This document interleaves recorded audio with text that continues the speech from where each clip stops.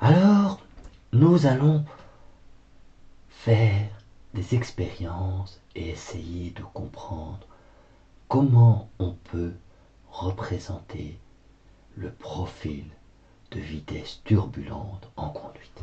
Tout d'abord, il faut bien se rendre compte qu'on peut obtenir une viscosité effective de turbulence à partir des mesures de vitesse. Si on a une mesure de vitesse moyenne U bar, si on a une mesure de la corrélation des deux composantes de la fluctuation de vitesse, on est capable de définir une viscosité cinématique effective de turbulence à partir des mesures. Et donc, on écrit, cette équation provient directement du fait que G, le fait que le terme ρ U', V' bar moins, qui est donc la contrainte, ceci c'est bien la contrainte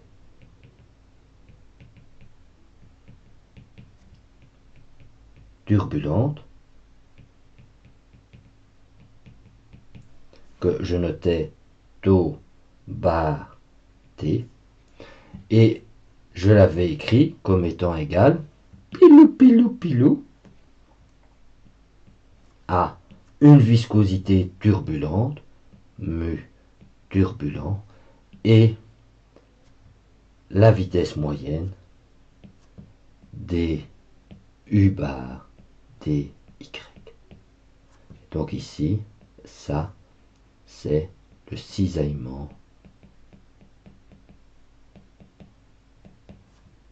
de la vitesse moyenne. Ok? Alors, quand on fait ce genre de mesure, on obtient ce qu'on appelle un profil universel dans la zone proche paroi.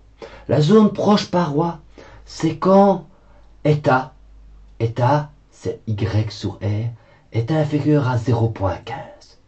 Dans cette zone proche paroi, donc près du mur, on peut observer qu'en utilisant bien les axes, toutes les données expérimentales apparaissent sur un profil universel.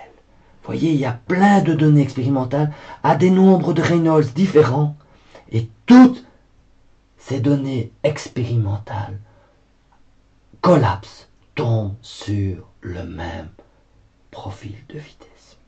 Alors, pour écrire et comprendre cela, on va reprendre notre relation de conduite et qu'on va réécrire légèrement différemment. On va diviser T wall par ρ, et T wall par ρ, ça a les unités d'une vitesse au carré, et on va appeler ça une vitesse de frottement U-tau. Donc ceci, U-tau, voilà, bar, c'est une vitesse de frottement. Cette vitesse de frottement, c'est une façon de voir la contrainte, le toe wall, la contrainte à la paroi. Parce que fondamentalement, cette vitesse de frottement, quand on l'élève au carré, ce n'est rien d'autre qu'une façon d'indimensionnaliser la contrainte à la paroi. Et on va voir que près de la paroi, c'est ça le facteur clé. Et donc, on va utiliser cette vitesse de frottement pour adimensionnaliser à la fois le profil de vitesse et la coordonnée spatiale. On va introduire deux changements de variables. Une vitesse particulière adimensionnelle, une vitesse proche paroi,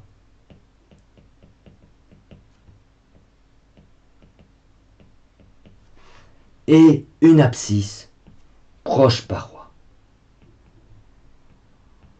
Et lorsqu'on définit cette abscisse et cette vitesse proche paroi, basée sur cette vitesse de frottement, on voit que on a bien ce diagramme universel.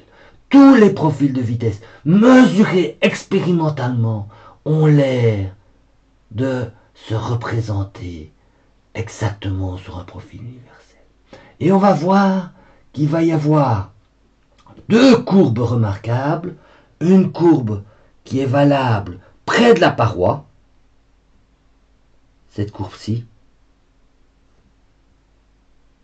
qui est une courbe qui, dans un diagramme logarithmique, apparaît sous la forme d'une exponentielle, mais sur un diagramme classique, apparaîtrait sous la forme d'une droite. Et on a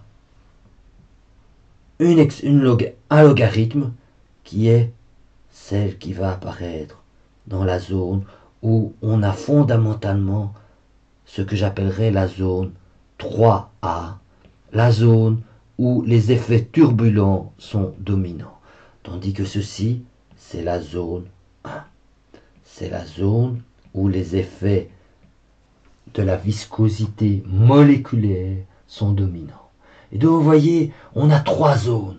Et ces trois zones, alors au centre, on a la zone où les deux contraintes, la contrainte moléculaire et la contrainte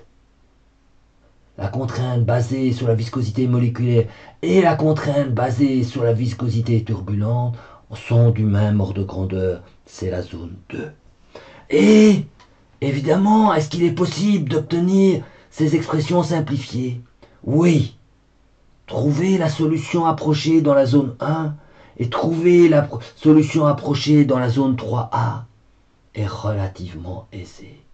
Il faut introduire une modélisation pour faire apparaître la constante de von Karman, mais on voit clairement apparaître le résultat qui est sur la figure. Il est possible de construire un modèle qui est valable pour les trois zones. Vous voyez, c'est la formule plus compliquée qui est en bas, avec des coefficients plus compliqués, et qui va évidemment se simplifier lorsqu'on arrive aux deux extrémités du graphe.